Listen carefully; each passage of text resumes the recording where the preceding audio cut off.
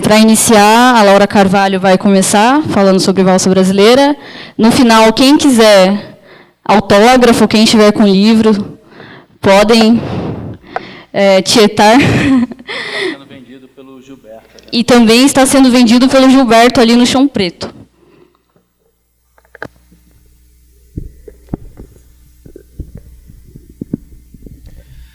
Boa noite a todos.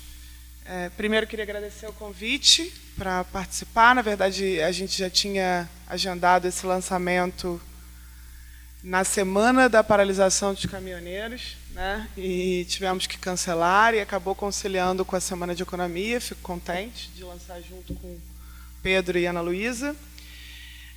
Aqui nesses 15 minutos que eu tenho, eu não vou dar muitos spoilers sobre o livro. Alguns de vocês talvez já tenham lido, muitos não. Todos sabemos que as coisas não acabam bem no final, né? É um livro de uma história bastante dramática e triste, atravessada pela economia brasileira desde os anos 2000. Então, o livro chama Valsa porque está dividido, assim, os 3 primeiros capítulos, na verdade, são os 3 passos: o passo à frente, o passo ao lado e o passo atrás da valsa.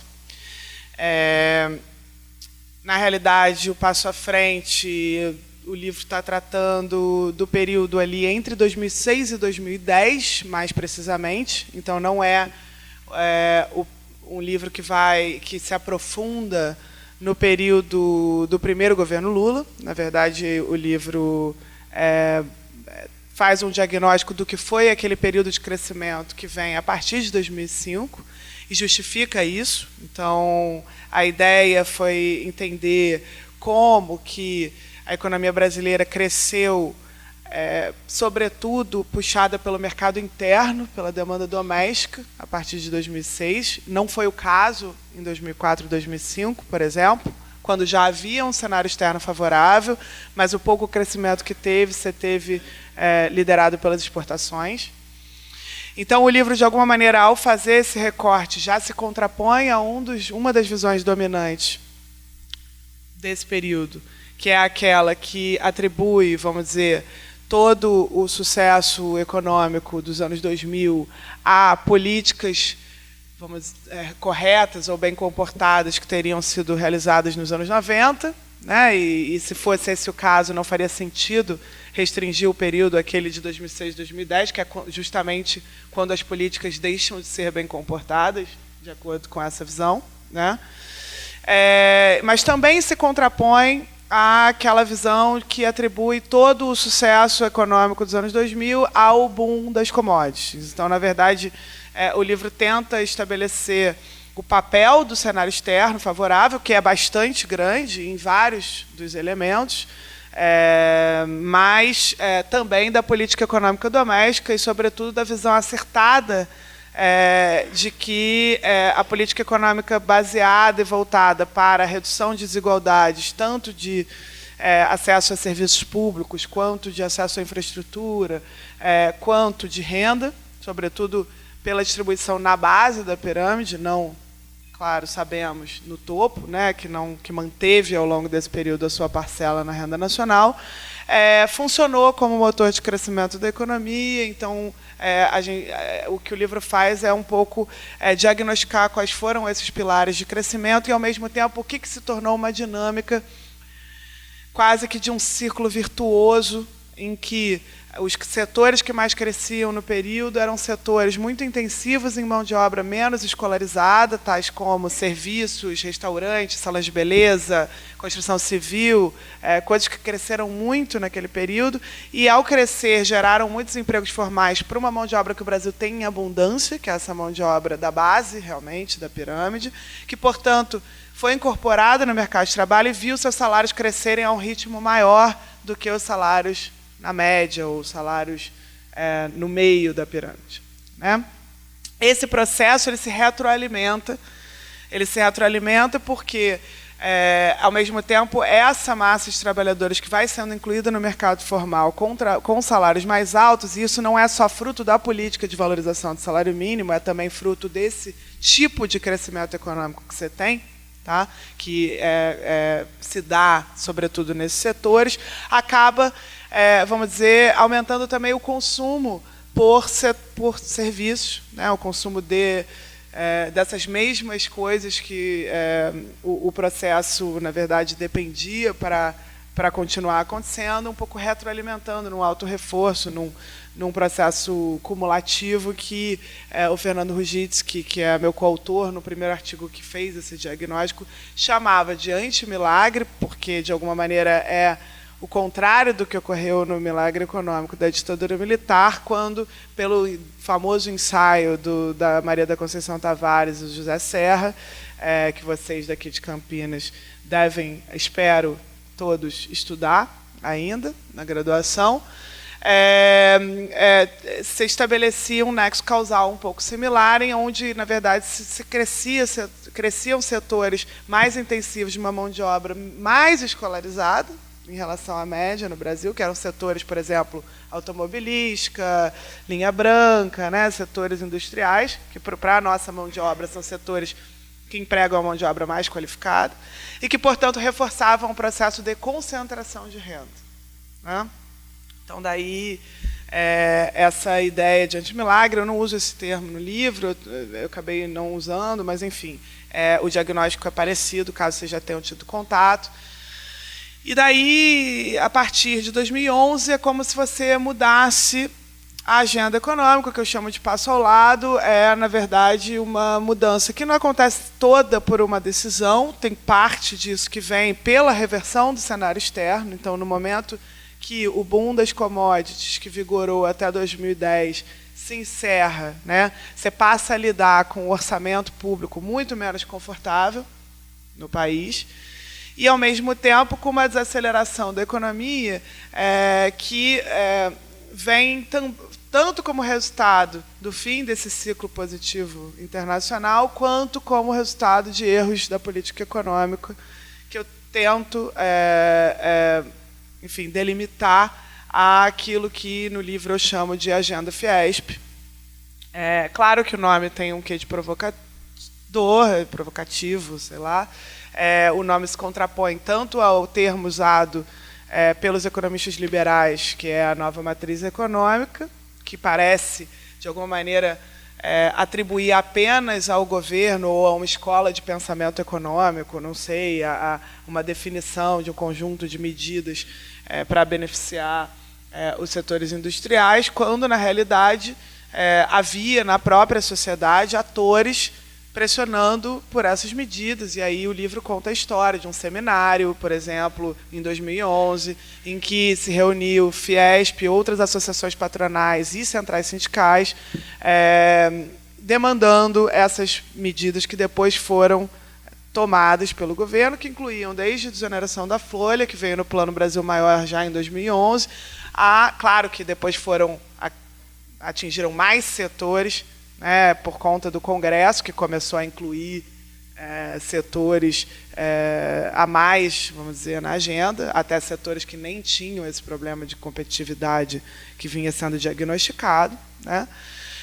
Mas também a própria medida de fazer um ajuste fiscal ao mesmo tempo que você relaxava a política monetária, então a redução de taxa de juros, desvalorização do real, o controle de tarifas de energia elétrica, tudo isso estava lá listado nessas propostas que foram entregues então ao presidente Dilma em 2011, e eu diria que foram adotadas, em sua imensa maioria, né? Essa agenda, é evidente que tinha como raiz a ideia de que aquele crescimento que vigorou entre 2006 e 2010, ele era um crescimento que não seria sustentável ao longo do tempo, porque ele era um crescimento de serviços de construção civil muito mais do que da indústria, ainda que a indústria tenha crescido naquele período, né?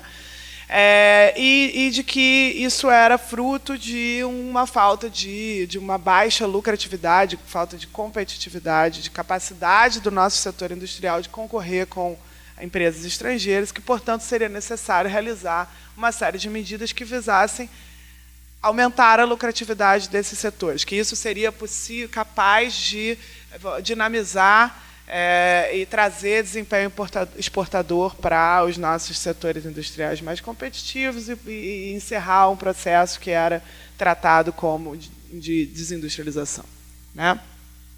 A gente sabe que isso não se restringiu a um diagnóstico nem da Fiesp, nem do governo. Há muitos economistas, e havia muitos economistas, e ainda acho que naquele período, que percebiam que a indústria, vamos dizer, não tinha se beneficiado, não era um ator tão relevante dentro daquele processo de crescimento quanto que seria esperado num modelo que visasse, né, modernizar a estrutura produtiva do país, inclusive gerando empregos de maior qualidade. No entanto, a agenda fracassou. E aí tem toda uma discussão de por que ela fracassa. Tá? É evidente que, ao mesmo tempo, você tem uma crise europeia, que faz com que o comércio mundial contraia nesse período. Então, como aumentar o desempenho exportador num contexto como esse?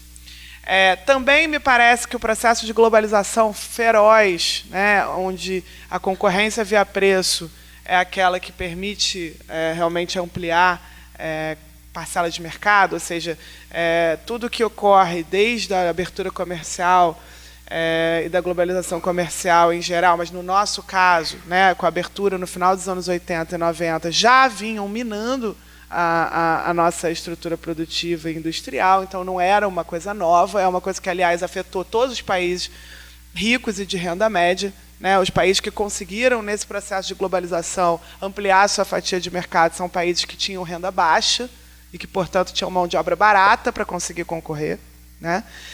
E me parece que, dentro de um cenário como esse, em que, inclusive, né, a própria eleição do Trump hoje e tudo que vem como guerra comercial, Estados Unidos e China, são um sintoma, né, de que essa crise da globalização ela é muito mais profunda e antiga do que simplesmente uma questão de câmbio naquele período dos anos 2000, ou mesmo, enfim, de outros problemas, impostos, ou baixa lucratividade, ou mesmo salário alto, nesse período dos anos 2000, né? Se o buraco é mais embaixo, talvez uma agenda que vise aumentar a lucratividade não tenha toda essa capacidade que a gente imagina de voltar a reativar mesmo esses setores industriais que já vêm sofrendo esses impactos, né? E talvez o tipo de política que a gente tenha que pensar para desenvolver a indústria não seja o tipo de política que procure, de um lado, reduzir salários, como é a política atual, né? Ou, de outro, reduzir imposto, reduzir custos no geral, ou mesmo desvalorizar o câmbio, que acaba tendo outros custos distributivos, orçamentários, coisas que a gente viveu a partir da adoção dessa agenda em 2011. Então, acho que tem uma discussão no livro que tem a ver com isso, tem a ver com será que os instrumentos que a gente tem hoje para desenvolver a estrutura produtiva que a gente ainda tem, né, que é aquela que sobrou desde tudo que ocorreu com a liberalização comercial dos anos 90, será que os instrumentos que a gente tem ao dispor, que não são mais aqueles do desenvolvimentismo do pós-guerra, ou seja, não é mais tarifa de importação, não é mais taxa de câmbio diferenciada, coisas que na primeira era da industrialização a gente pôde utilizar, mas que hoje são proibidos pela OMC, pelo menos para nós, né? Não necessariamente é o caso de países ricos e do centro.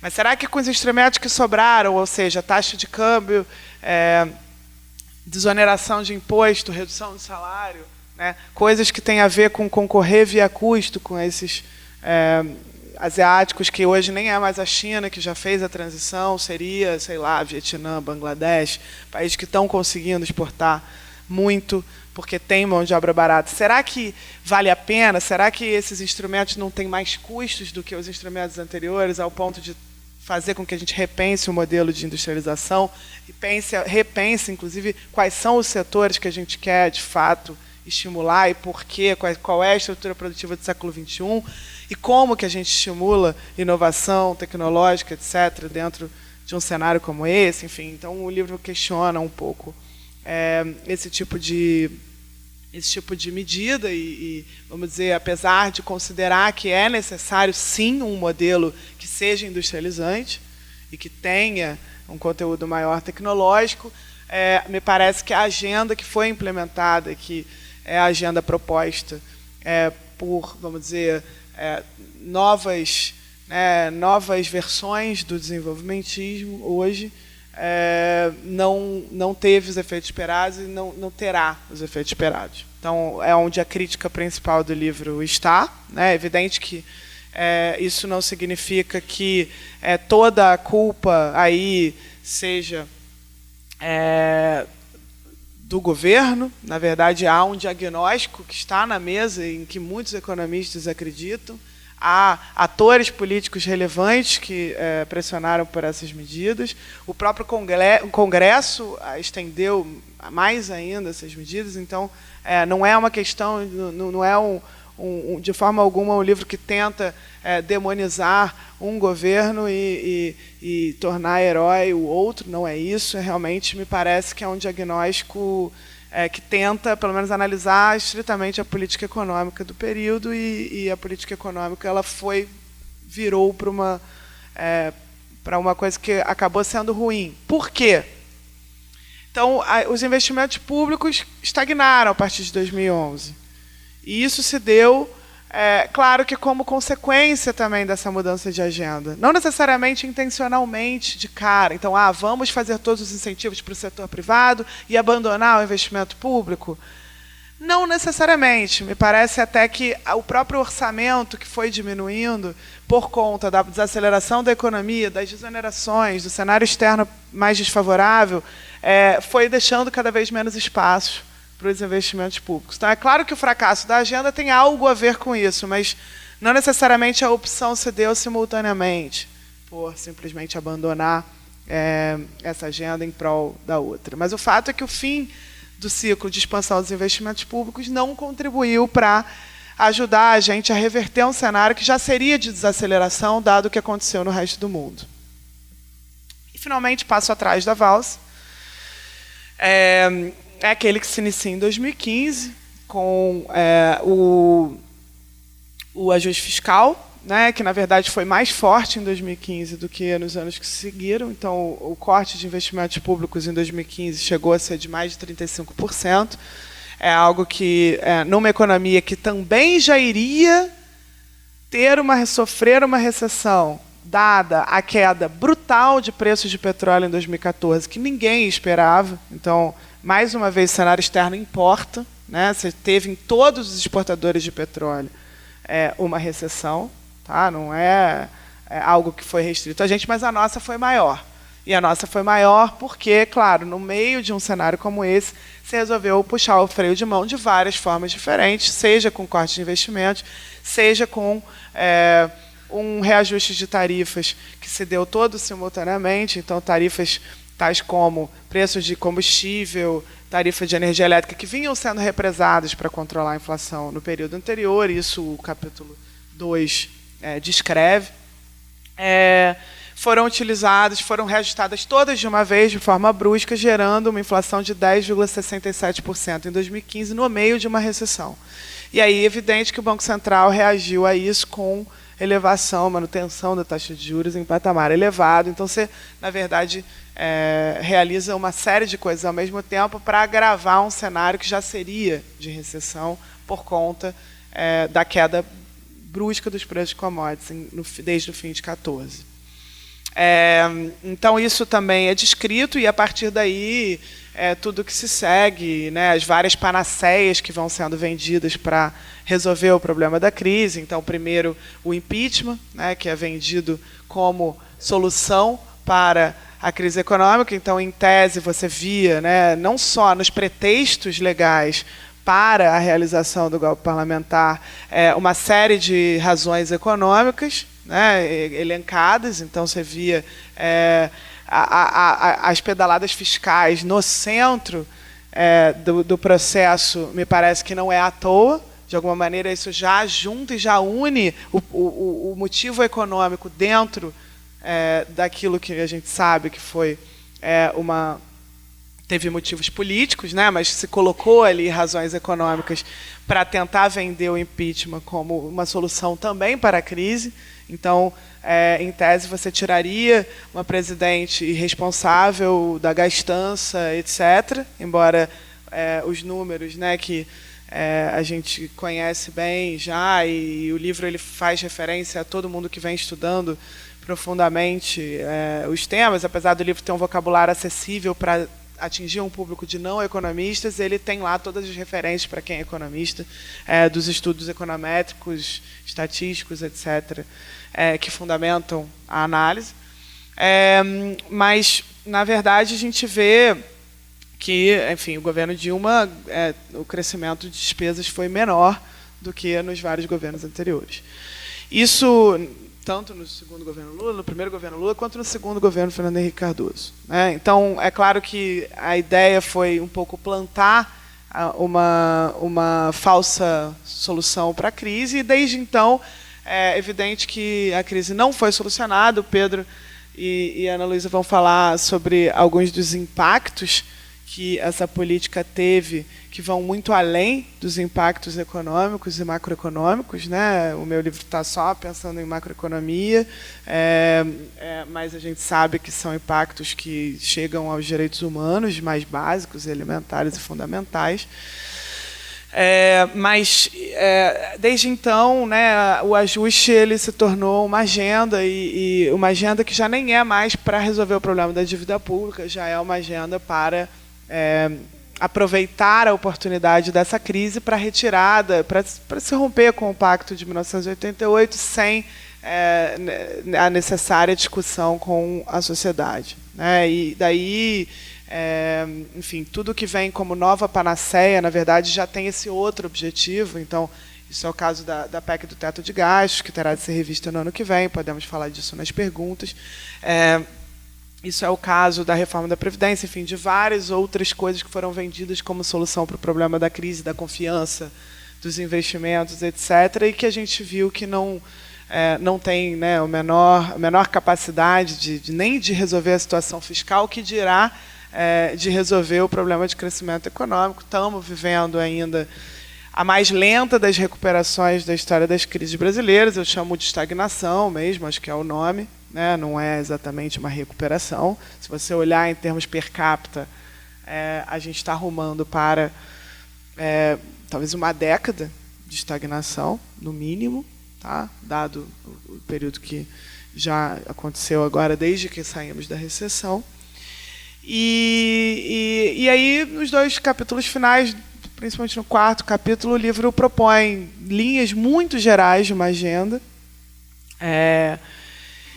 que faria sentido, que resgate, né, a distribuição de renda e a redução de desigualdades de várias dimensões como motor de crescimento, e, ao mesmo tempo, permita resolver problemas mais profundos que não foram resolvidos durante aquela nossa primeira era de crescimento, inclusive permitindo que a gente sofistique a estrutura produtiva ao mesmo tempo em que realiza esse processo, né, para evitar tanta dependência de commodities e de cenários externos favoráveis que não parece que virão no futuro breve, né?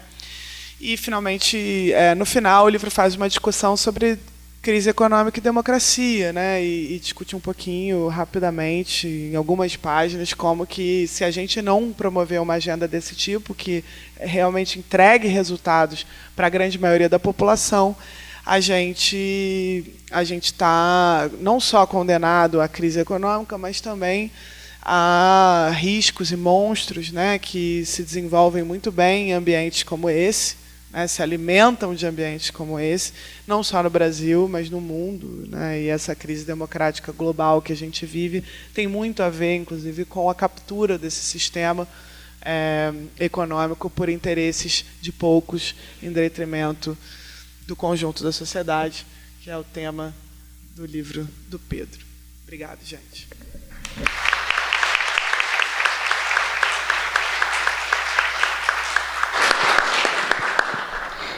Obrigada, Laura. Só lembrando, para quem chegou depois, teremos sessão de autógrafos, e o Gilberto está vendendo o livro Valsa Brasileira, lá no Chão Preto. Vou passar a fala agora para... E economia para poucos também. Vou passar a fala para a Ana Luísa.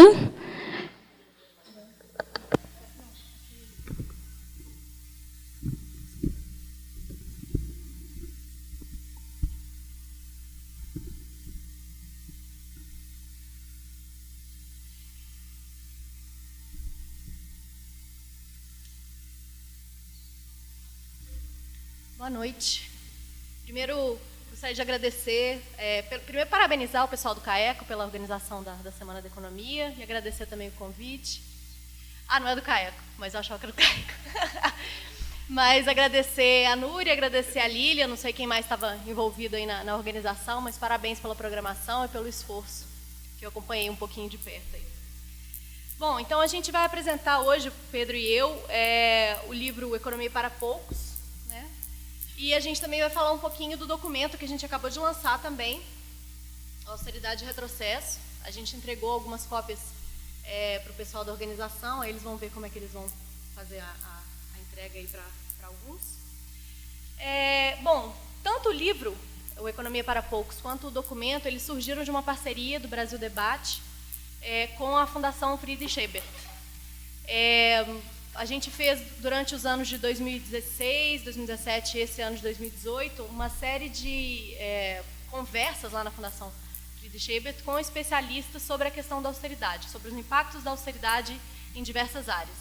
E aí essa série de encontros que a gente fez lá na Fundação, a gente chamou de Observatório da Austeridade. Primeiro a gente tinha chamado de Laboratório da Austeridade, mas aí não deu muito certo, né? Porque a gente, na verdade, não estava querendo fazer experimento nenhum com a austeridade. Então depois a gente só observando a austeridade. Então, e a gente discutiu bastante também sobre o próprio conceito de austeridade, né? Porque para nós aqui dentro da universidade, a gente está mais familiarizado, né, com esse conceito. A gente sabe, né, que ele começou a ser aplicado na Europa a partir da crise de 2008. Mas para as pessoas em geral, a austeridade ela tem um outro significado, né, para quem está fora da academia. Ela remete à seriedade, a uma certa uma pessoa responsável, tem até um caráter religioso. E a gente teve muito essa preocupação também com o próprio conceito. Porque a nossa ideia com esse trabalho, né, com esse projeto, é de realmente levar para as pessoas, né, o resultado de pesquisas acadêmicas que estão sendo feitas na economia e em outras áreas também. Então a gente queria que que o nosso trabalho fosse inteligível, né, pudesse ser utilizado também por pessoas fora da academia, dos movimentos sociais, etc. Mas a nossa ideia é de ressignificar esse conceito mesmo e mostrar que a teoria que está sendo vendida, né, é simplesmente uma nova roupagem do neoliberalismo.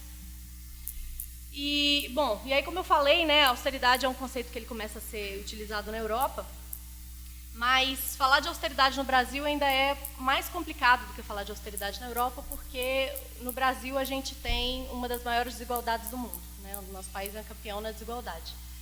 E a austeridade, o que ela faz é retirar do Estado os instrumentos para se lutar contra essa desigualdade. E é isso que a gente está vendo com os efeitos da austeridade no Brasil.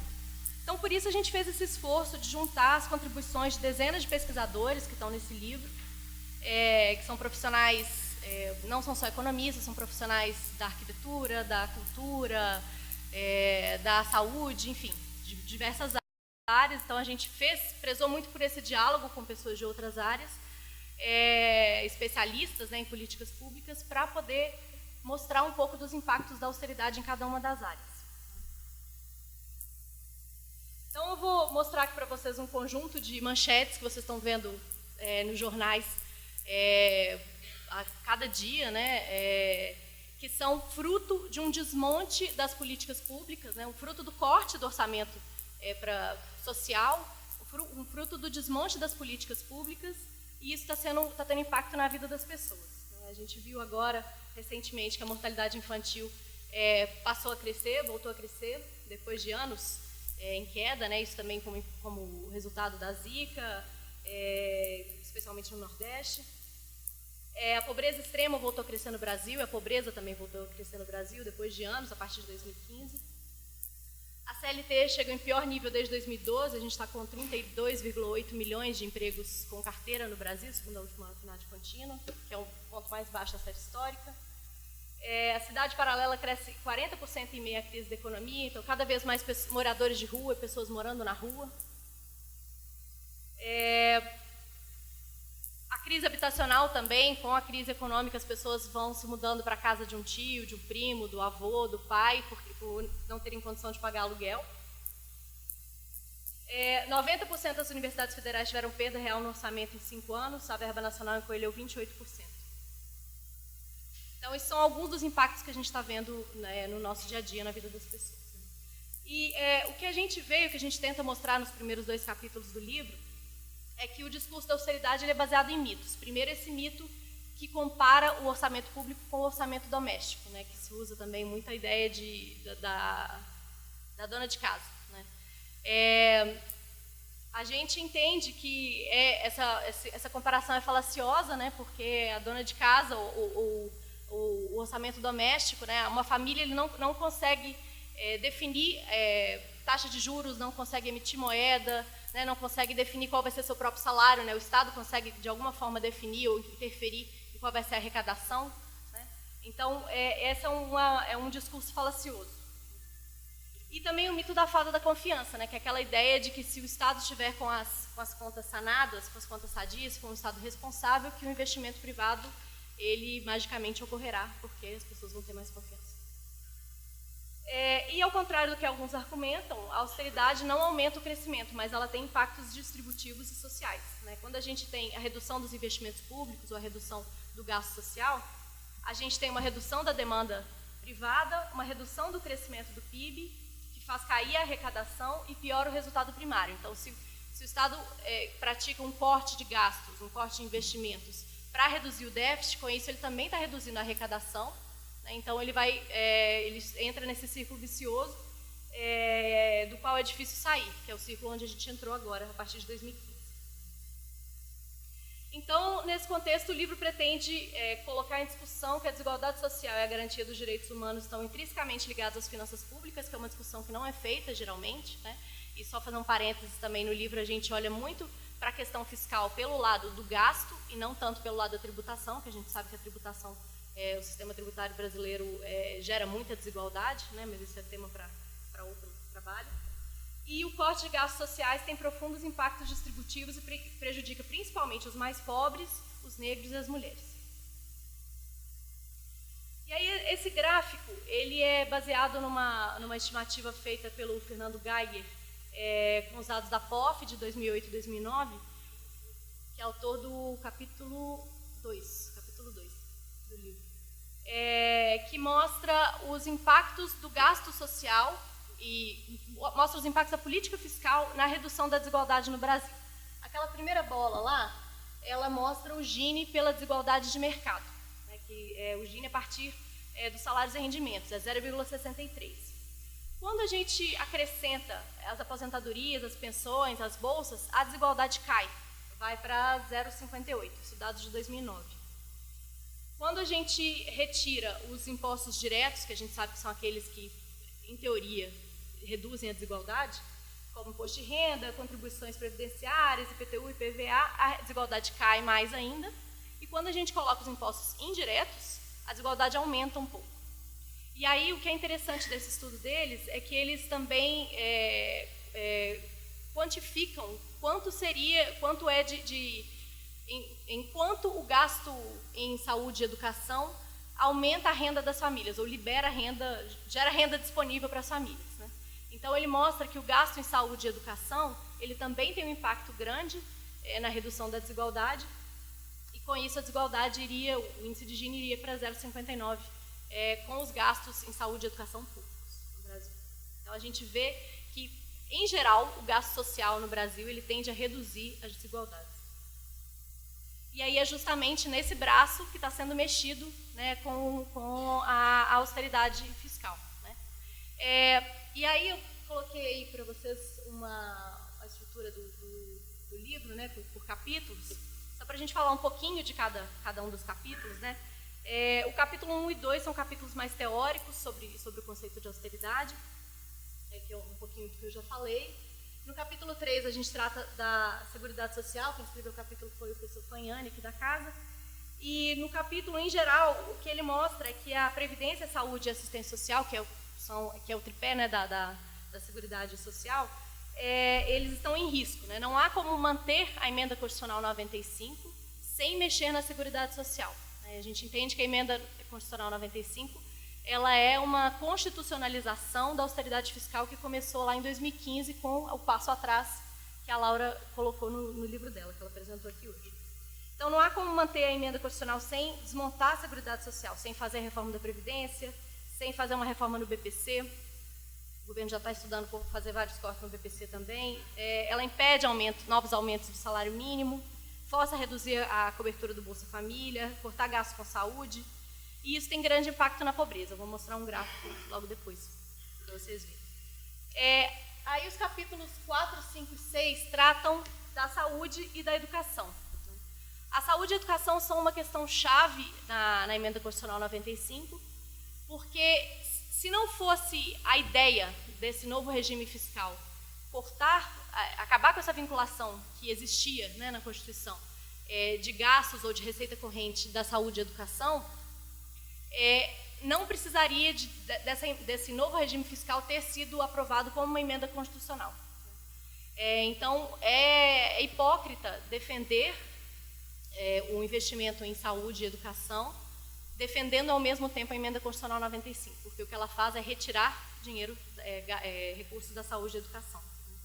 A saúde, por exemplo, está mais na mídia hoje em dia, né? Como eu falei, da mortalidade infantil, que aumentou, a extrema pobreza avança, também com o desemprego que aumentou a partir de 2015, e agora a gente tem 13 milhões de desocupados no Brasil. Cada vez mais pessoas estão perdendo acesso, por exemplo, a planos de saúde empresariais, então estão tendo que recorrer somente ao SUS, o que sobrecarrega ainda mais o SUS em um momento de corte de gastos. Isso está tendo grandes impactos nos municípios também. As pessoas estão cortando consumo com remédios, com fralda, com comida, com botijão de gás. Enfim, isso está tendo diversos impactos, obviamente, na saúde das pessoas. Na educação superior, por exemplo, capítulo 6, que eu acho que é uma coisa de interesse para todos nós aqui,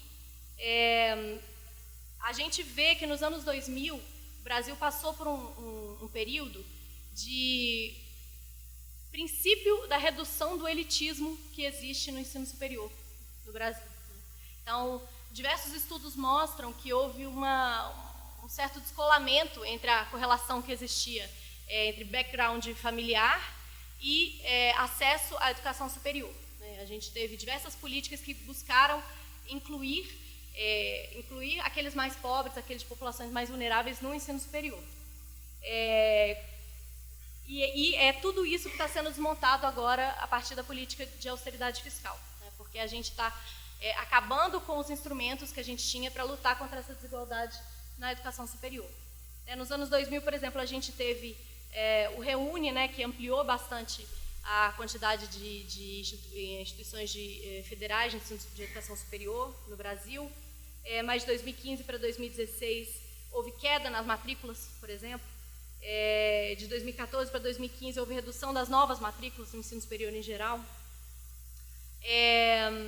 A gente teve uma questão muito importante, né, porque como a gente incluiu cada vez mais pessoas de famílias mais pobres no ensino superior, isso colocou muita pressão na política de assistência social, de assistência estudantil, desculpa.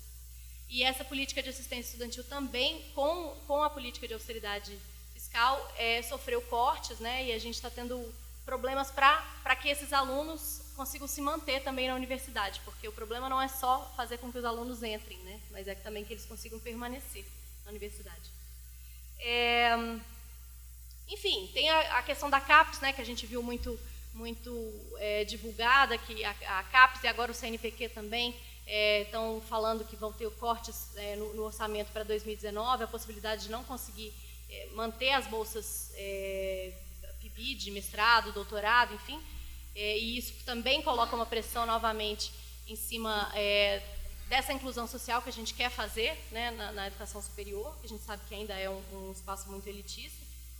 E o que a gente percebe, né, que se não há bolsa de pesquisa, como é que os pesquisadores vão se manter, como é que os alunos vão se manter se não há assistência social? Então, a universidade vai voltar, né, não que ela em algum momento deixou totalmente de ser elitista, mas ela vai voltar realmente a ser para poucos, e a ciência vai voltar a ser financiada pelos pais, basicamente, no Brasil. Enfim, Só coisa boa, né, gente? No capítulo 7, a Camila, que é especialista na questão ambiental, ela mostrou um pouco que existe uma correlação entre os gastos ambientais e o desmatamento na Amazônia, especificamente. Eu vou mostrar um gráfico para vocês depois. Ela mostra lá no capítulo que desde 2014 caíram os gastos reais empenhados com preservação, conservação ambiental, outros gastos como controle ambiental, enfim, a partir de 2014, 2015 a gente tem cortes imensos aí no Ministério do Meio Ambiente, né, que vão ter impactos fundamentais no nosso meio ambiente também. No capítulo 8, sobre a cultura, o João Brant, que trabalhou na pasta de orçamento, na Secretaria de Orçamento dentro do Ministério da Cultura, ele mostra que o Ministério da Cultura pode se tornar inviável em poucos anos, porque pagamentos autorizados ao Ministério da Cultura em 2018 são menos da metade dos pagamentos autorizados em 2014. Programas importantes como o Programa Cultura Viva, que incentivou a criação de centenas de pontos de cultura e chegou a ter um orçamento de mais de 100 milhões, ele passou para 12 milhões em 2017, isso em valores reais. No capítulo 9, a gente fala sobre o Bruno Sobral, que é lá da UERJ. Ele discute a questão da austeridade, segurança pública e federalismo, né, que mostra como que a imposição de políticas de austeridade no estado do Rio de Janeiro, especificamente, levou a uma crise ainda maior, né, do Estado, e que a resolução para essa crise agora é justamente o aumento do autoritarismo, né, com a intervenção, que culmina na intervenção federal no Rio de Janeiro. Né. E o caso do Rio, segundo ele coloca no capítulo, é simbólico de uma crise nacional e de um sistema federativo em perigo, também fica mais em risco ainda com a austeridade. Na política habitacional, no capítulo 10, o Caio e a Karina, eles mostram que com a austeridade fiscal houve um corte no programa Minha Casa Minha Vida, e esse corte ele se dá especialmente na faixa 1, que é a faixa das famílias com renda mais baixa, e é justamente nessa faixa 1 onde está concentrado a grande parte do déficit habitacional brasileiro. E aí nos capítulos 12 e 13, o Gustavo e o Luciano, eles tratam um pouco da agricultura familiar, da questão agrária, mostram que desde a extinção do Ministério do Desenvolvimento Agrário, com o golpe, a maioria das políticas de agricultura familiar foi extinta ou perdeu relevância, e aí a gente tem cortes em diversas políticas públicas, como o Programa Cisternas, que foi super premiado mundo afora, Pronera, Pronater, entre muitos outros. Né? Enfim, a gente tem diversos cortes que vão culminar também com o aumento na violência do campo. Eu vou mostrar um pouquinho esses dados. E os impactos para as mulheres e os impactos para os negros são tratados no capítulo da Marilane, no capítulo 13. Ela mostra como as crises econômicas impactam de forma diferente a homens e mulheres, porque devido à divisão sexual do trabalho, né, as mulheres são mais sobrecarregadas com as atividades ligadas ao cuidado, trabalho doméstico. Então, com o corte das políticas sociais, as mulheres ficam ainda mais sobrecarregadas, né? Com o corte das creches, com o corte na saúde, enfim. E esse impacto diferenciado também se dá no mercado de trabalho, né? O desemprego caiu, entre as mulheres brancas cresceu 73% de 2014 para 2017, e entre as mulheres negras 96% nesse mesmo período. Também, com a austeridade, a gente teve corte de diversas políticas voltadas para a redução da violência, para a autonomia das mulheres. Para os negros, por exemplo, a gente teve, em 2015, a extinção da CEPIR, que era a Secretaria que cuidava das políticas raciais, e desde então a questão racial tem tido cada vez menos espaço dentro do governo, né? Menos espaço no orçamento, menos espaço na política. E nos direitos humanos, que são tratados no capítulo 14 e no capítulo 15, o Brasil tem respeitado diversos acordos internacionais sobre direitos humanos. Um deles, por exemplo, é o PIDESC, que prevê a realização progressiva dos direitos humanos, ou seja, os Estados signatários não podem adotar medidas que promovam retrocessos, e é justamente isso que o Brasil está fazendo, então ele está também desrespeitando acordos internacionais. E aí depois a gente tem uma conclusão. E aí, só para mostrar para vocês alguns gráficos aqui, por exemplo, a importância da Seguridade Social, né, com a Previdência aqui. A gente tem aí a linha da pobreza e a linha da pobreza estimada sem a Previdência. Se a gente não tivesse a Previdência Social, 50% dos nossos idosos de 65 anos estariam na linha da pobreza. E em torno de 60% dos nossos idosos de 75 anos de idade estariam na linha da pobreza. É uma questão que não aparece. Você está dando para ver ali é uma simulação do piso para a educação, que antes existia uma vinculação constitucional de 19% das receitas correntes líquidas teriam que ser destinadas para a educação, e aí com a emenda constitucional 95 isso é rompido, então ao longo dos anos a gente vai ter uma queda desse percentual em relação à receita corrente líquida. Bom, ali uma redução a partir de 2015 do gasto de dotação atual, empenhado e liquidado. O crescimento real do gasto da União na função educação, a gente vê que a partir de 2015 não há um crescimento, e depois em 2016 há um decrescimento do gasto real da função educação. Aqui aquilo que eu falei para vocês, que existe uma correlação entre o gasto ambiental e o desmatamento. A gente vê que a partir de 2015 a gente tem uma queda, no gasto ambiental, e isso se dá também junto com o aumento das taxas de desmatamento. Bom, teria muitas coisas para a gente falar aqui. Esses gráficos eles estão no livro e também estão no documento. Então, aqui só para falar um pouquinho do documento. O documento ele é uma espécie de síntese de alguns pontos principais que estão no livro, e a gente buscou fazer uma linguagem ainda mais simplificada. O documento ele dá sequência ao estudo anterior, que vocês devem conhecer, que é Austeridade e Retrocesso, e os dois estão disponíveis lá no site do Brasil Debate. Ele é uma construção coletiva, a gente teve 29 colaboradores diretos e 18 instituições que assinaram o documento junto conosco.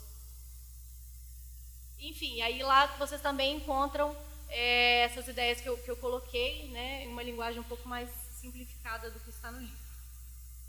Vou passar para o Pedro.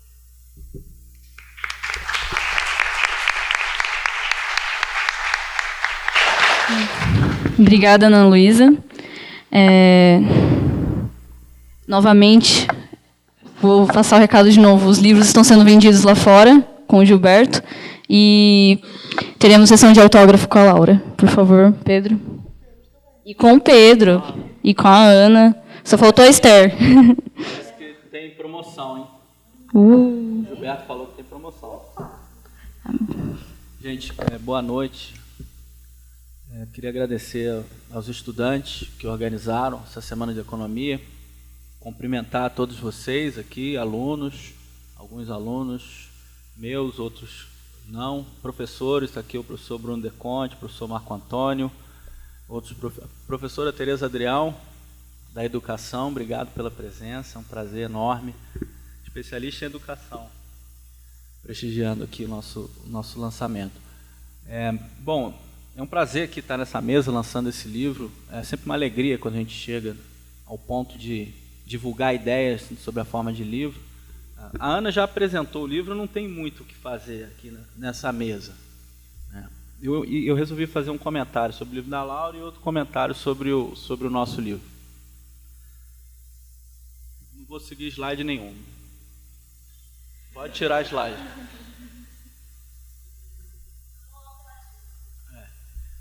Bom, eu sou suspeito para falar da Laura, porque a Laura é muito minha amiga, mas além disso eu tenho por ela grande admiração, e li o seu livro, Laura, rabisquei, questionei algumas coisas, depois rabisquei o que eu questionei. Eu tenho algumas divergências com a Laura, geralmente a gente resolve elas com... Ela me convence que eu estou errado, Mas algumas persistem, Enfim, são mais divergências de ênfase. Mas, no geral, eu acho que a narrativa que ela traz sobre a economia brasileira, sobre os últimos governos, sobre os últimos tempos infelizes, ou felizes, dependendo da perspectiva, na minha opinião, é uma narrativa que é fundamental e é uma narrativa que eu assinaria embaixo e é a melhor narrativa que tem sobre a economia brasileira no mercado, vamos dizer assim. Não tem nenhum outro livro que faz o papel do livro da Laura. Eu acho que é um livro que vocês deveriam comprar. Se vocês não lerem agora, vocês vão ler depois, porque é um livro que, sem dúvida, é uma referência para o período, porque ele trata com muito cuidado as questões não só de política macro. Eu não considero esse livro de política macro. No fundo, é um livro sobre modelo de desenvolvimento da economia brasileira e todos os aspectos que estão relacionados a isso. A Laura é uma economista que tem várias virtudes, né? Na verdade, as principais qualidades de um economista ela tem, né? Que é o rigor teórico, o rigor no tratamento dos dados, o rigor estatístico, né? Uma visão ampla sobre os processos históricos, os processos políticos e uma sensibilidade social, um sentido de dever de contribuir para um debate que é fundamental. Acho que isso que um economista, na minha opinião, que um economista deveria fazer. Espero que vocês, aí, como economistas ou futuros economistas, também sigam nessa linha, não necessariamente pelos mesmos caminhos da Laura ou dos meus, mas que tentem dar uma contribuição nesse sentido. E, além disso, a Laura tem uma facilidade didática, uma facilidade de comunicação impressionante. O livro já vendeu mais de 20 mil cópias, é isso? Tem 20 mil impressos. 20 mil impressos. Umas 15 mil cópias, o que é uma coisa impressionante. A Laura é fenômeno das redes sociais, né? Ela me ensinou a usar o Twitter, eu entrei no Twitter recentemente. Sigam o Pedro. Me sigam lá. Ela tem 300 mil seguidores. Que mentira, Pedro. 40 mil, estou exagerando?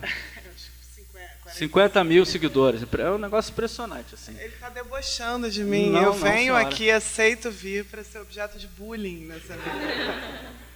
Não, tudo isso para dizer que, além das qualidades que um economista precisa, você tem outras qualidades, que é essa facilidade de comunicação, do posicionamento no debate público, e o livro é uma referência importante para o debate, né? E nos detalhes, assim, em linhas gerais, eu concordo com a narrativa toda e penso parecido. Acho que muitos dos debates que nós fizemos mostram isso também.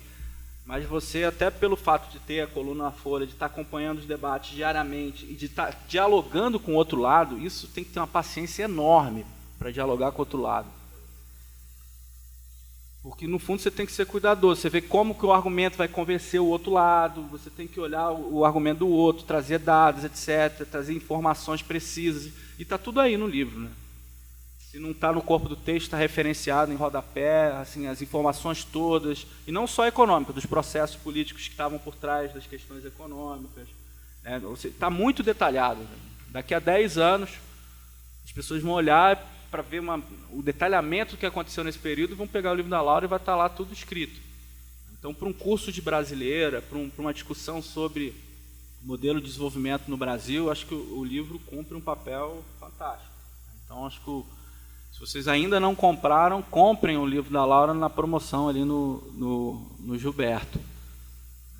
E, no fundo, a Laura se contrapõe a uma narrativa, vamos colocar o rótulo de mais conservadora, que é uma narrativa de que a culpa toda é dos excessos de intervencionismo, de aumentos de salários, dos excessos de gastos, e de um modo de política econômica, da nova matriz macroeconômica associada ao governo Lula, principalmente o segundo governo Lula e o primeiro governo Dilma.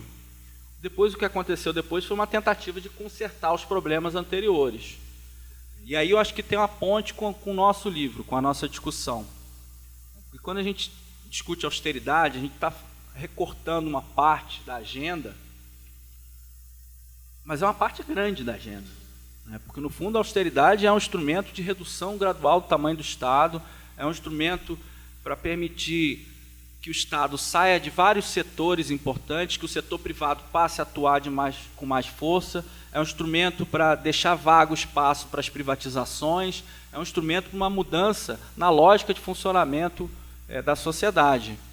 Se juntar a austeridade com as privatizações e com o liberalismo ou a liberalização econômica, interna e externa, a gente pode montar uns 3 pilares que a gente chama de neoliberalismo, vamos dizer assim, que é, no fundo, uma agenda que está posta hoje no Brasil, posta e imposta, né? Que, no fundo, a gente está vivendo isso desde 2015, vamos ser justos, a coisa começa com a Dilma, mas ganha fôlego com as reformas a partir de 2016 do governo Temer. E está sobre interrogação nessas eleições que a gente está vendo agora. É um conjunto de reformas que vão transformar a economia brasileira, o Estado brasileiro e a sociedade brasileira. E aí tem, vamos dizer assim, os dois lados, a narrativa que acha que isso aí vai gerar produtividade, vai gerar crescimento. E, evidentemente, a gente não acha isso. A gente acha que, em termos macroeconômicos, a gente tem condição, a gente tem pesquisa, a gente tem dados, a gente tem estatísticas, tem experiências históricas que mostram que isso não funciona, do ponto de vista macroeconômico. Ou seja, a austeridade não gera crescimento. Nunca gerou. Gera em casos muito específicos, talvez num país muito pequeno, puxado pelo setor externo, e aí faz austeridade e esmaga salários, e eventualmente o setor externo ganha competitividade e consegue puxar. Mas um país que nem o Brasil, com o mercado interno que tem, a austeridade não funciona. Mas vamos tirar isso de lado. Independente dessa polêmica, o que esse livro traz é uma coisa que todo economista deveria pensar.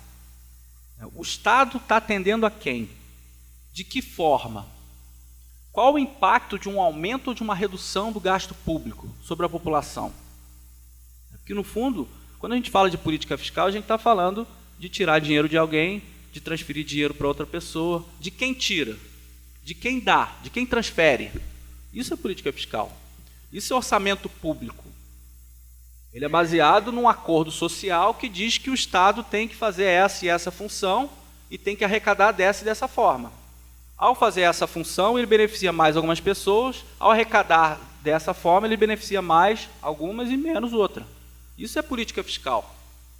E todo país faz política fiscal, e os países centrais, eles têm uma política fiscal que reduzem muito a desigualdade de mercado. Vamos deixar isso claro aqui. Todo país, quase todo país, reduz desigualdade de mercado com o Estado. Uma das funções do Estado, para além da questão estabilizadora, macroeconômica, é a redução de desigualdade, a dimensão distributiva e a dimensão de oferta de bens públicos. Todo país reduz desigualdade com o Estado. Se pegar um país europeu, ele vai reduzir muito a desigualdade via tributação, porque taxa mais de quem tem mais, por princípios básicos. Cada um tem que dar relativamente, tem que pagar mais relativamente à sua renda. E pelo lado do gasto, que é a outra dimensão da política fiscal, os países também reduzem a desigualdade no sentido social, não a desigualdade de renda necessariamente, também, porque tem transferências, mas a desigualdade no acesso a serviços, à saúde, à educação, pelos serviços públicos. Em alguns países, muito mais do que isso, transporte público, passe livre, etc, etc. Mas todo país faz isso. Se a gente faz cálculo do índice de Gini, tirando a atuação do Estado, o índice de Gini na Europa, ou nos países da OCDE, tem esse dado aqui no livro, é próximo da média da América Latina. Ou seja, a desigualdade nos países da OCDE, em média, sem Estado, é próximo da desigualdade na América Latina sem Estado. Agora, na OCDE, pelo fato deles montarem uma política fiscal, um orçamento público e um Estado muito mais distributivo, eles reduzem muito a desigualdade social, enquanto na América Latina não. E o caso brasileiro tem uma especificidade. O Estado tira da população mais pobre com uma mão, que é a mão do lado tributário, que, aliás, é uma discussão muito importante hoje no Brasil, inclusive o campo conservador comprou essa discussão, a Laura tem falado isso nas colunas.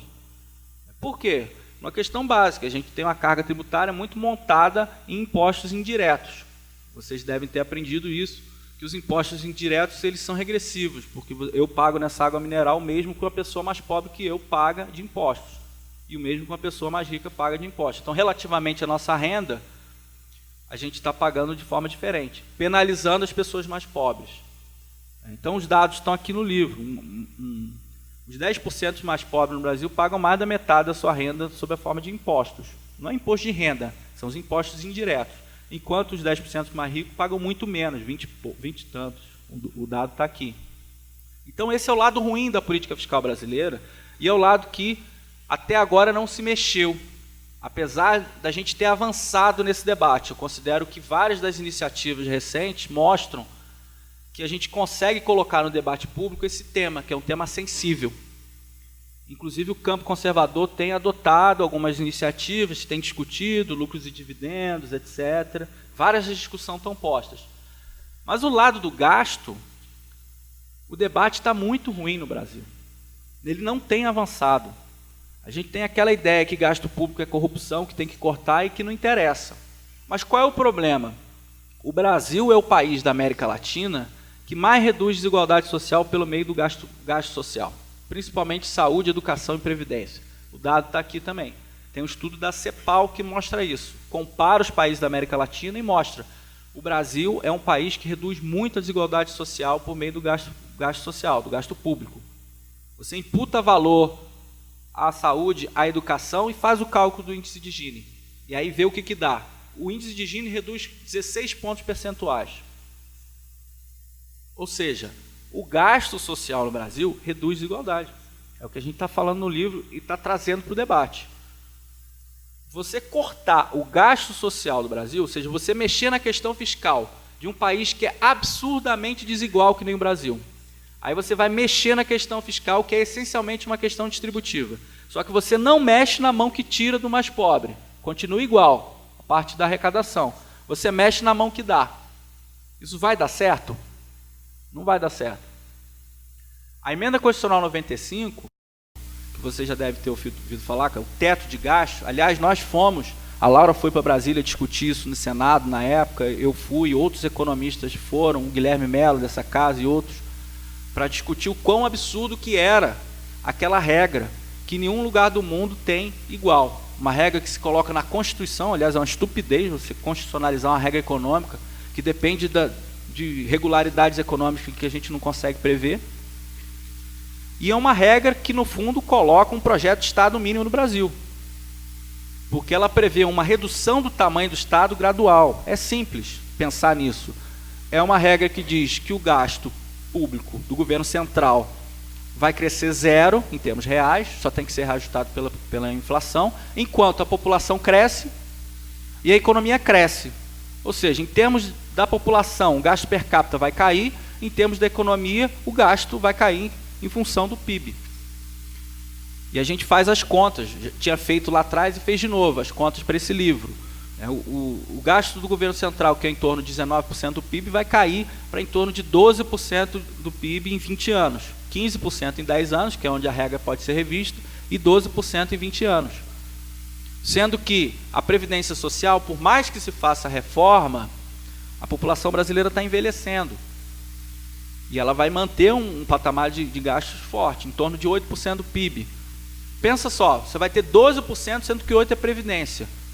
4% para o resto todo, para o judiciário, para o investimento público, para a cultura, para o meio ambiente, para a saúde, para a educação, etc, etc. Não dá, simplesmente não vai dar. É uma coisa que é inviável. Inclusive, o próprio campo conservador já está reconsiderando a questão da emenda constitucional 95. Mas a gente quer ir além. A gente quer colocar no debate o aspecto que o gasto público tem do ponto de vista distributivo e, mais do que isso, na garantia de direitos humanos fundamentais. Porque é um absurdo quando a gente vê um dado que nem esse, da mortalidade infantil, e a gente vê que o Estado poderia estar tirando de um lugar para cobrir esse tipo de tragédia. A gente assina um tratado internacional, tem um capítulo só sobre isso, tratados internacionais, que diz, a gente vai garantir os direitos humanos de maneira progressiva. Significa o quê? Significa que a gente não vai, de uma hora para outra, resolver todos os problemas. Mas a gente vai disponibilizar o máximo de recursos e não vai deixar retrocessos nesses direitos humanos, por exemplo, violência, desmatamento da Amazônia, a questão da mortalidade infantil. 15 anos de queda da mortalidade infantil. 3 anos de austeridade, a mortalidade infantil sobe. Isso é um crime. Isso é uma irresponsabilidade. Isso é uma questão que a sociedade devia sentar junto e decidir. Não, orçamento público é uma questão, um impacto social. A gente pode tirar daqui e colocar ali. A gente pode taxar os mais ricos e garantir o funcionamento dos hospitais, garantir o recurso para saneamento básico, que tem um impacto grande na mortalidade infantil. Mas não, a sociedade não faz isso. A sociedade só olha para uma regra fiscal estúpida e fala que, uma vez que existe essa regra fiscal estúpida, que se eu não cumprir eu posso cair por causa de uma criminalização da política fiscal, então é melhor para mim deixar subir a violência, aumenta o número de homicídios, aumenta a morte de policiais, aumenta a violência doméstica, aumenta o feminicídio, deteriora a violência no campo, está o dado aqui no livro também, aumenta a fome no campo, aumenta o êxodo rural. por conta de uma estupidez econômica. É isso que a gente quer?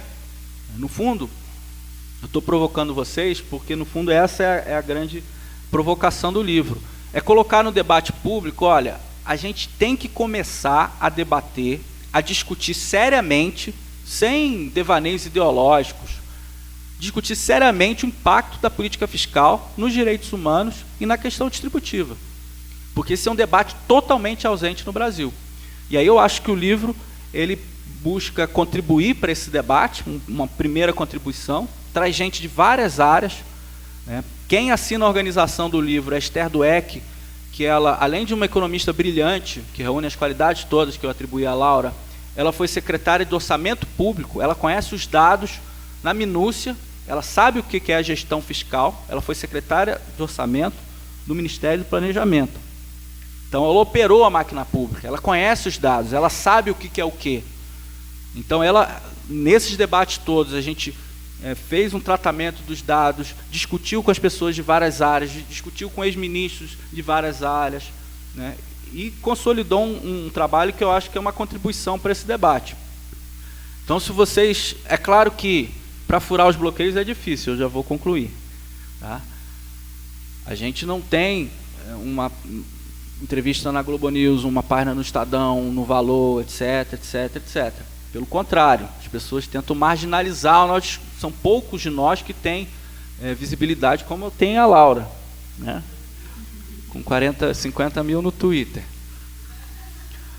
Mas, por outro lado, a gente tem uma recepção em movimentos sociais, em organizações sociais, em ONGs, em pessoas de várias áreas, em militantes, em estudantes como vocês, que permite a gente difundir essas ideias de uma maneira considerável, vamos dizer assim.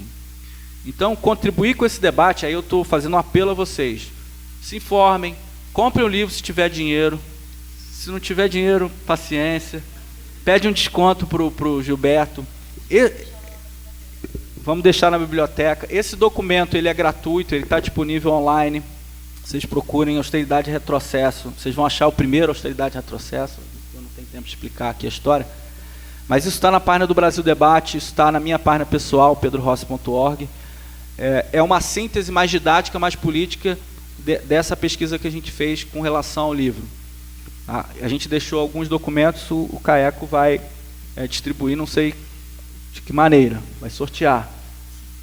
Vai distribuir senhas, ou vai fazer uma gincana. Quem fizer pergunta ganha o documento, é isso? Pode ser. Estamos com pouquíssimo tempo. Gente, obrigado pela paciência. Queria destacar que esse livro da Laura é maravilhoso, o nosso livro é legal também. É maravilhoso também. Isso aí, muito obrigado.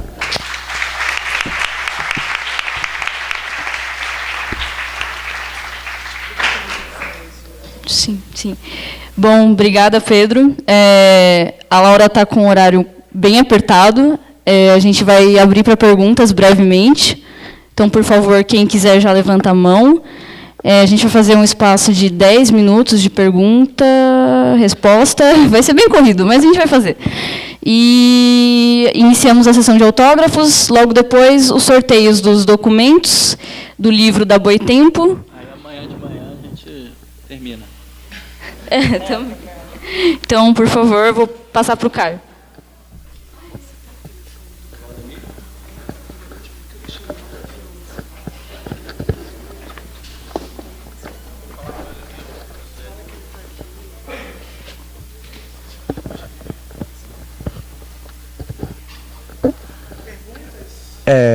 Aqui.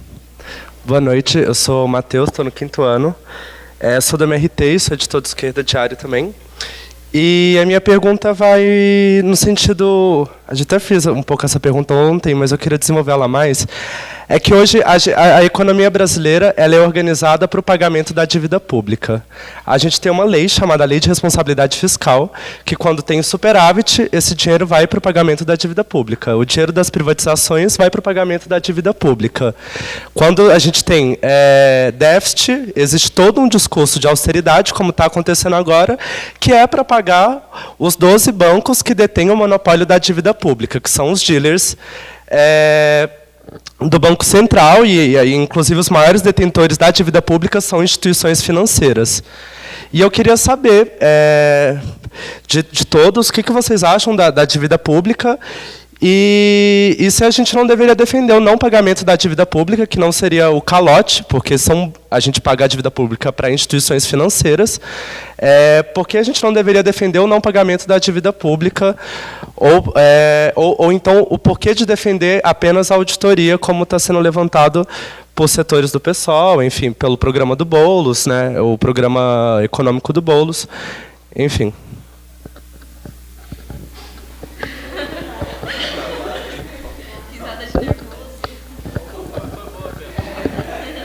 Oi, boa noite. Eu queria comentar, enfim, dei uma olhadinha rápida aqui, não pude ler ainda o trabalho da Laura, mas me chamou a atenção, Pablo, me chamou a atenção que uma hora qual seria o passo à frente? Fiquei com essa pergunta na cabeça, né? Uma hora parece que você vai se dedicar a isso no livro, e vim pensando então que a política do PT de valorização do salário mínimo aparentemente seria uma política que você reivindica.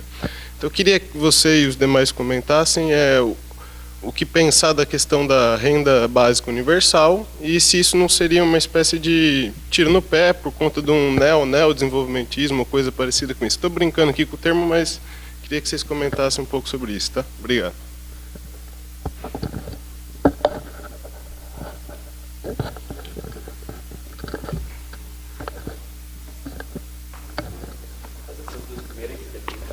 Acho que não vai ter tempo para outra rodada. Se alguma mulher quiser fazer uma pergunta, gente.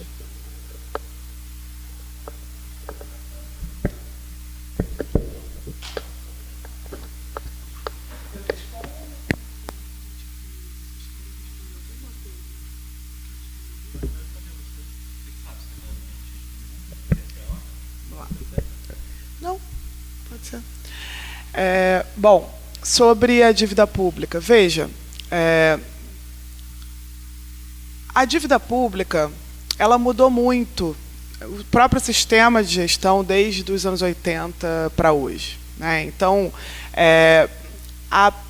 existem correntes na esquerda que se formaram na época em que a economia brasileira tinha um sistema de endividamento que era sobretudo externo, né? Em que a gente tinha dívida com o FMI, ou seja, a gente tinha dívida em moeda estrangeira. Essa dívida ela era junto a instituições financeiras específicas, então você tinha credores, né, seja bancos internacionais, seja o FMI, um determinado número de credores que você conseguia identificar e que estava diretamente vinculado a contratos de endividamento com termos, aliás, que variavam de acordo com o credor, condicionalidades impostas, etc., etc. Naquele período, você chegou a colocar na Constituição, por exemplo, sobre a auditoria, algo sobre a auditoria da dívida externa para tentar entender quais seriam esses termos de negociação.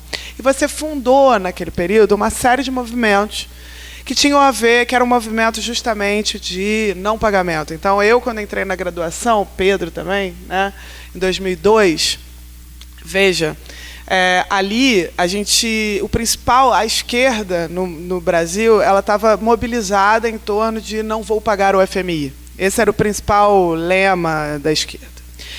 Me parece que por algo que eu consigo compreender, mas eu diria, com problemas, dada a mudança que a dívida pública teve no período, que o sistema econômico, eu já vou falar o que eu acho que mudou de principal, né? Mas você tem uma tradição na esquerda que continuou com o mesmo discurso, só que a dívida não tem mais nada a ver com aquela. Por quê? Tá? A dívida ela é interna em moeda nacional. O que faz e limita o orçamento não é o pagamento da dívida, o que limita o orçamento é a regra de meta de superávit primário, agora a PEC do teto de gastos. Então, veja, não é verdade que antecede ou que você realiza essas coisas para pagar a dívida pública. Você não tem tido o menor problema em rolar a dívida pública. A dívida pública, aliás, vem aumentando e ainda assim você tem a mortalidade infantil aumentando, todos os elementos que foram mostrados aqui no livro. Então, não dá para você utilizar hoje o discurso de que é porque a dívida pública é alta ou porque até os juros são altos, que eu acho que é algo que a gente tem que combater e defendo uma série de políticas para que a gente consiga reduzir finalmente o patamar da taxa de juros brasileira, mas mesmo esse patamar alto de juros não é ele que está tirando recursos de outras áreas. O que está tirando recursos de outras áreas é uma lei de responsabilidade fiscal, no caso dos estados e municípios, que é extremamente restritiva, que incentiva a privatização de serviços, e nesse ponto você está correto. Mas aí o problema, então, é essa lei que tem determinadas características que geram distorções dentro da maneira de gerir o orçamento público, que tem prejudicado os mais vulneráveis. No caso federal, a PEC do teto de gastos. Antes, a regra do superávit primário, que faz com que, quando a arrecadação cai, né, como em momentos de crise, você é obrigado a cortar no orçamento. Então, não é verdade que toda essa restrição orçamentária decorre do pagamento da dívida pública. Então, esse é um primeiro ponto. Discordo desse seu pressuposto básico. Tá? E se você olhar para, justamente, como evolui a dívida pública ao longo do tempo, você vai ver que é verdade que ela evolui mais por conta de coisas que não são aquelas que a gente dá prioridade. Então, eu concordo que existem coisas que fazem com que a dívida pública aumente, que não são os gastos sociais. Isso é verdadeiro. Mas isso não quer dizer que os gastos sociais não estão aumentando porque as outras estão. Então, essa é a diferença econômica básica. Quanto a quais as instituições detêm, então, também não é verdade que você consegue vincular uma origem de uma dívida com quem é que detém essa dívida, de forma que você, ao auditar ou fazer o que for, descobrir que bandalheiras existiram na origem de uma dívida, você consegue identificar um elemento no final para não pagamento. Por quê?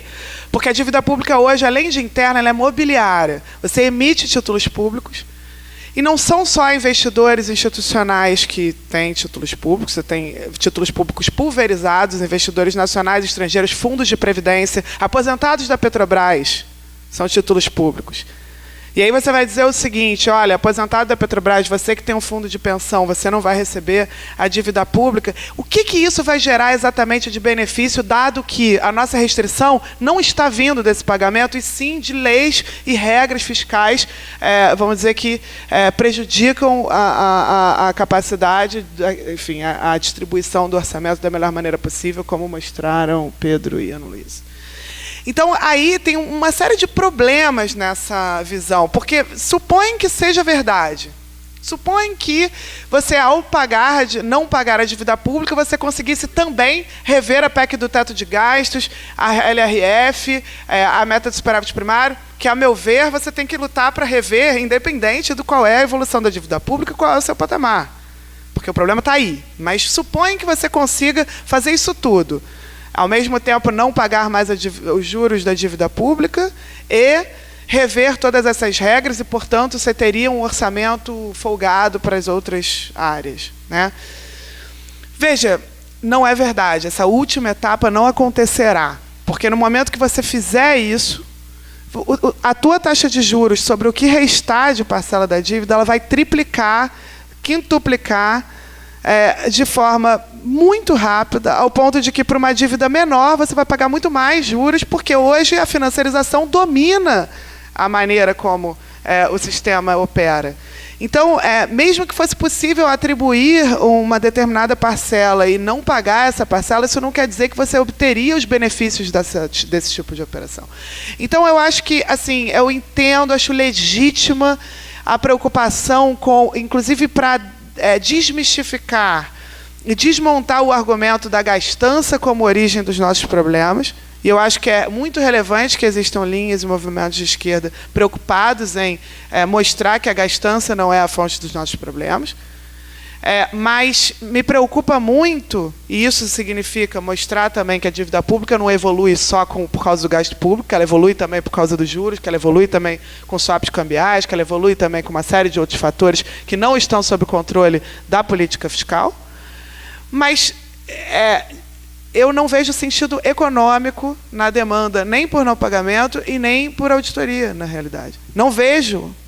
Eu acho que não tem nenhum dado faltando. Você tem total transparência sobre quais são os mecanismos de aumento da dívida pública, e é verdade que nem todos eles são orçamentários, o que não quer dizer que você consegue resolvê-los de outra maneira.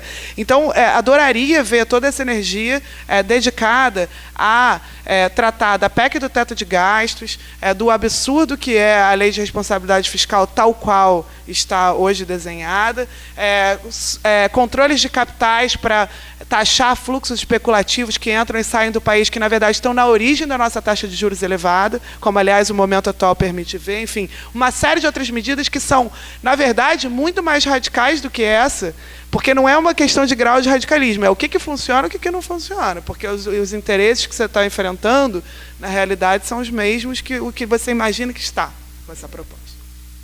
Quanto à renda básica universal, veja, eu tenho toda a simpatia pela renda básica enquanto mecanismo de universalização da política social. Então, assim, tal qual formulado originalmente, a ideia de que todo mundo tem uma renda básica, se você colocar para o jovem e para o idoso, faz mais sentido ainda, né? Aqueles que estão fora do mercado de trabalho, todo mundo tem uma renda de cidadania. Gosto da ideia, defendo essa ideia até. Agora, essa ideia tem sido, vamos dizer, utilizada, instrumentalizada por quem está defendendo destruir o estado de bem-estar social e os serviços públicos e transformar isso num esquema de vouchers. Então, você vê hoje muito economista liberal defendendo renda básica universal em substituição a um Estado que provê educação pública universal e gratuita, saúde pública universal e gratuita.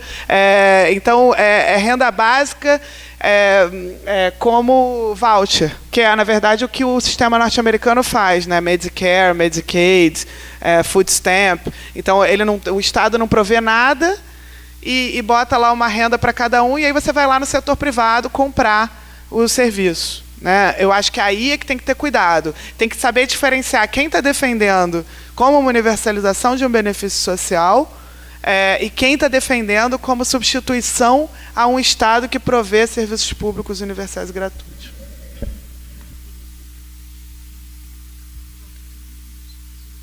O que eu posso fazer? Já sentar aqui no cantinho? Não, já falei com ele, está resolvido.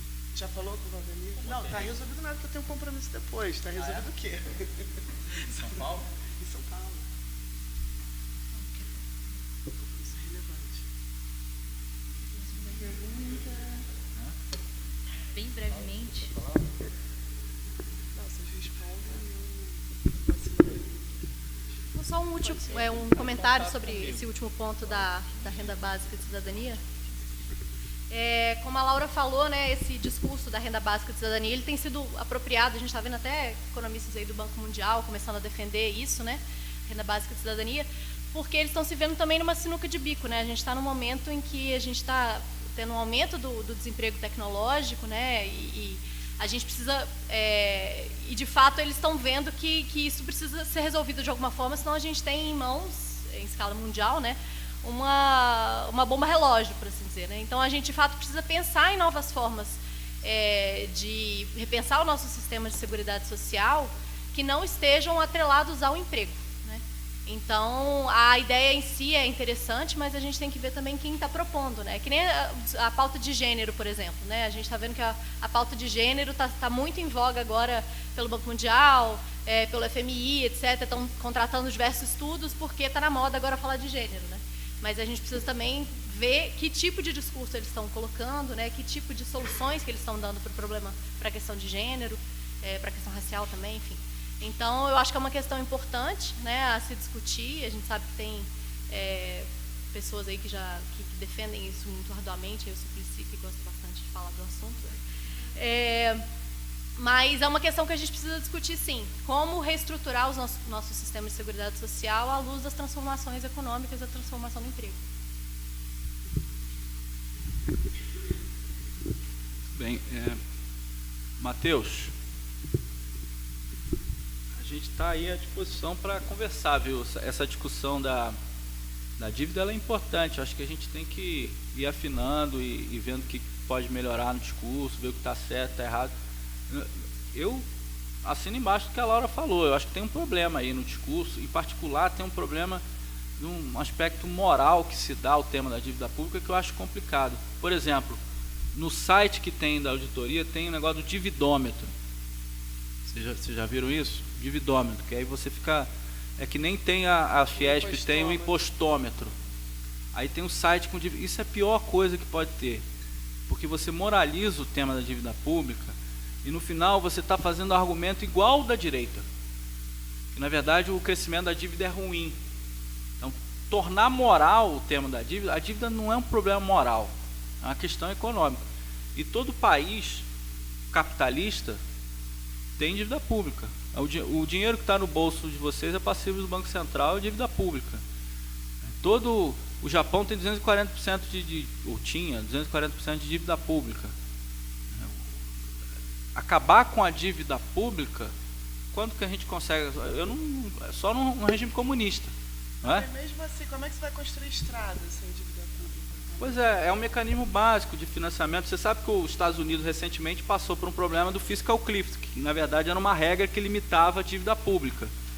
Muito parecida com a regra que foi proposta, ou chegou a ser proposta no Brasil? O Serra, mas os parlamentares do PSOL também estavam discutindo essa regra. O Marco Antônio, que está aqui, representante dessa...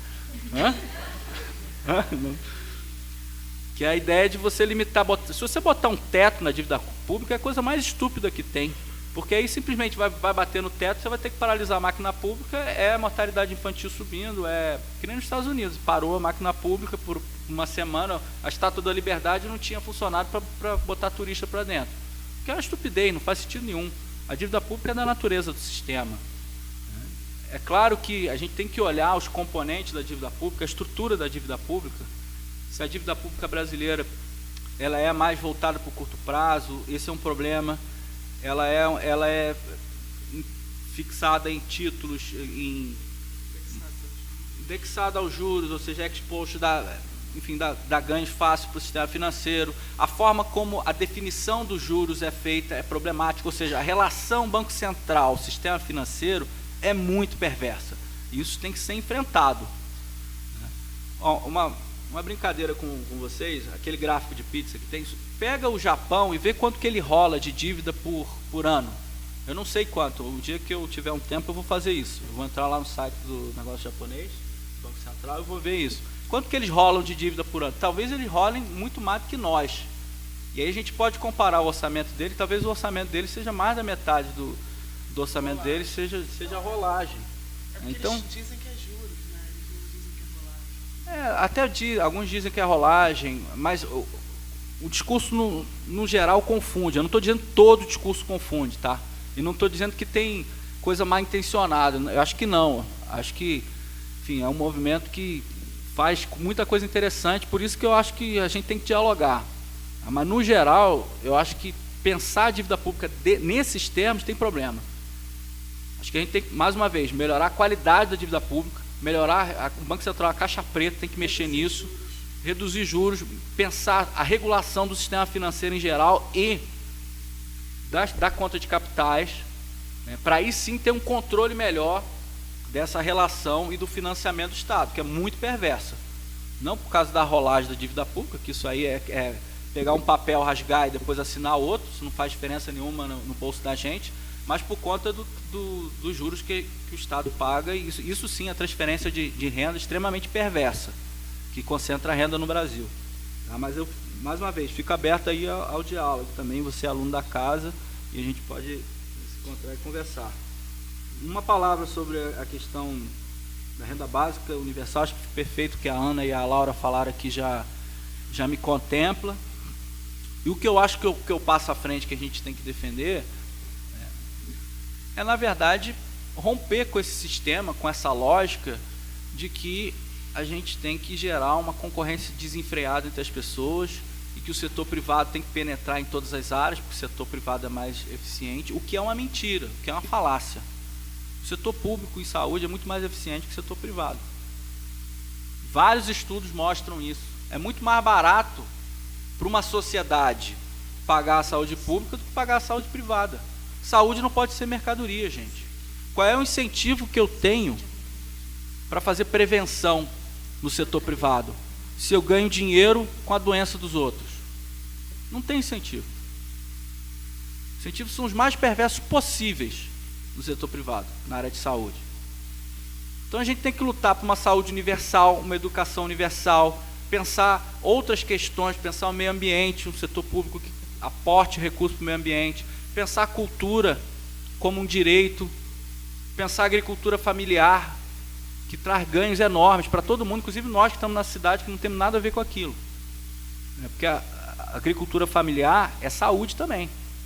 Que nossos alimentos, a maior parte, vem da agricultura familiar, não vem da grande agricultura para exportação. A agricultura familiar, ela prende as pessoas no campo, dá qualidade de vida no campo.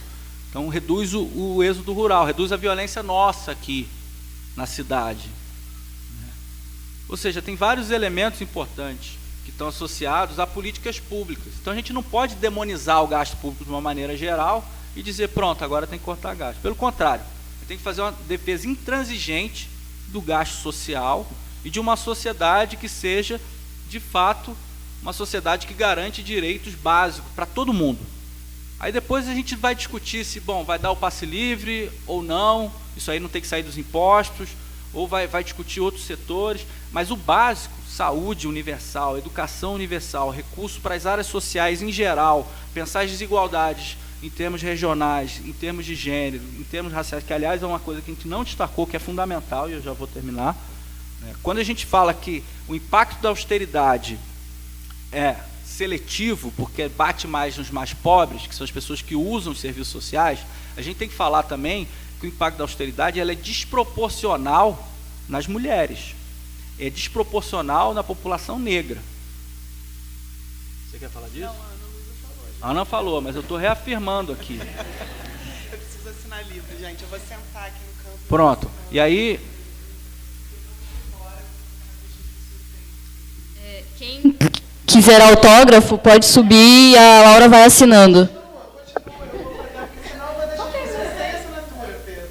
Gente, muito obrigado a todos. Vamos comprar o livro da Laura, vamos comprar o nosso livro e vamos assinar aqui. Obrigado.